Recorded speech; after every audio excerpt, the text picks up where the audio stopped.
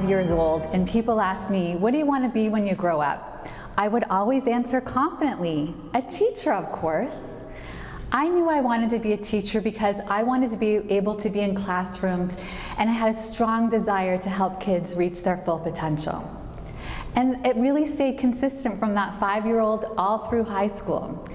And then in grade 12, I had the opportunity to do a work term with grade 2 students. And I love the kids, but I recognized, oh my gosh, this is not the career path for me. What the heck do I do now? Well, I do what a lot of people do. I did an undergraduate in sociology so I could figure out what I want to do with my life. And then I graduated from university, and I still had no idea what I wanted to do with my life.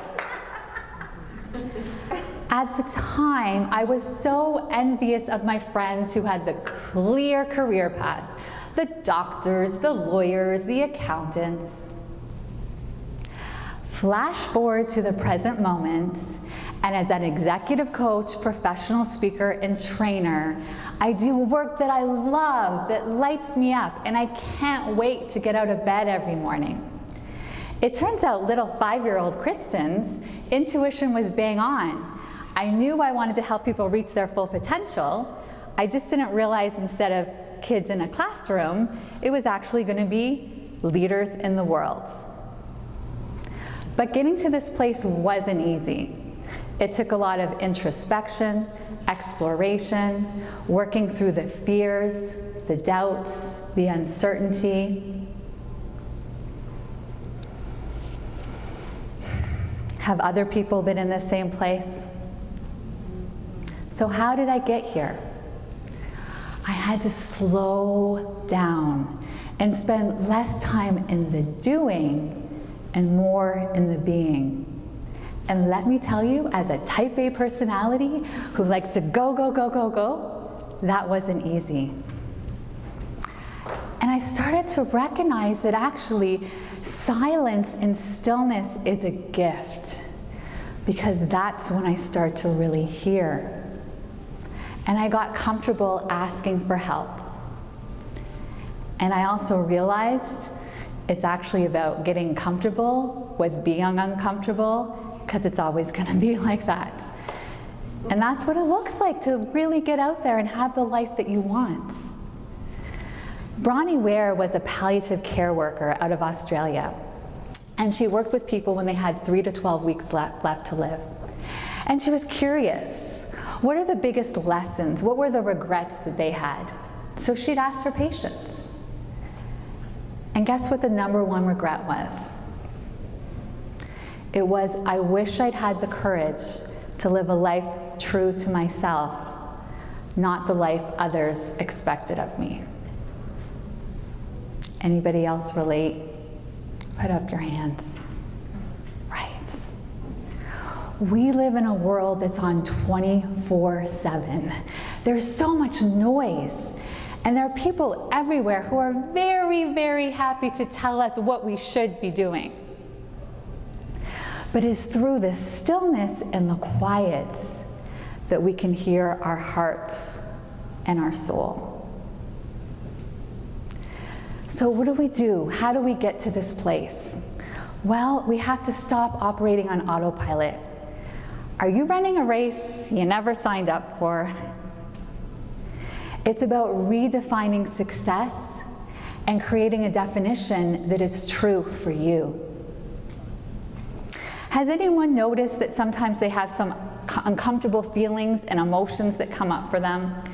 And instead of being with the emotions and getting curious, you just find some ways to push those emotions down, do a little bit of numbing, perhaps a glass of wine, scrolling on social media, or staying really, really, really busy with work so that you can be distracted.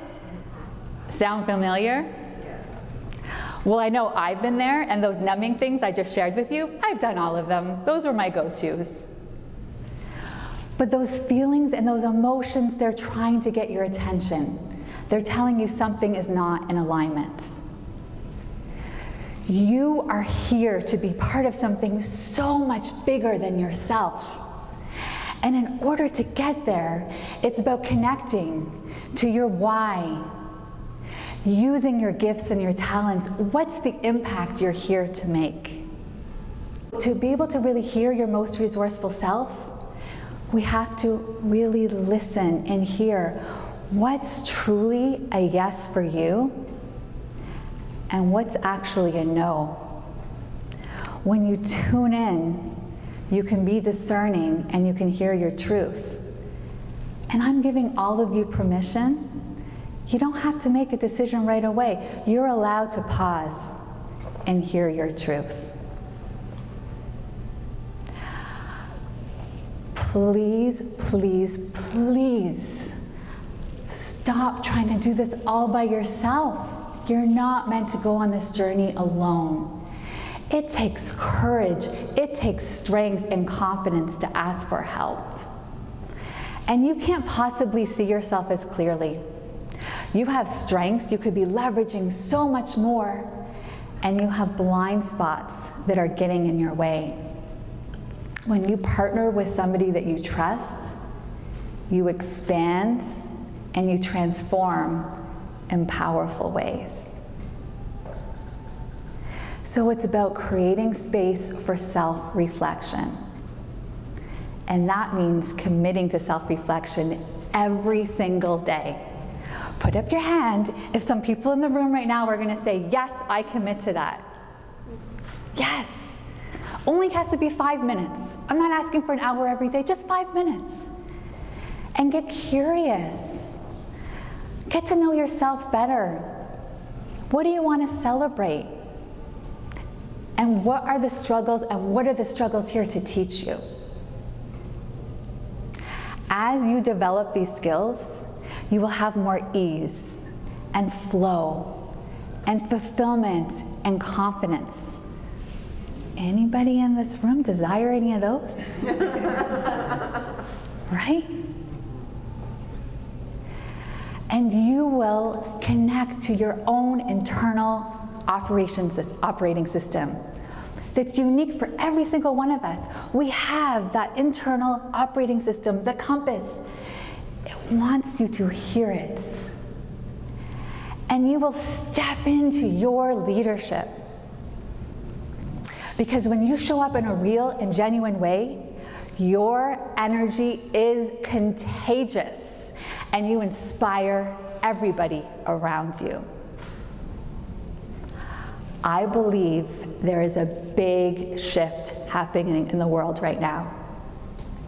And every single one of you in this room are here to be part of this new level of consciousness. We need leaders who are willing to do the deep inner work. Because as you show up authentically, you transform the people around you. Are you ready to be the leader that your clients, your employees, your community are waiting for?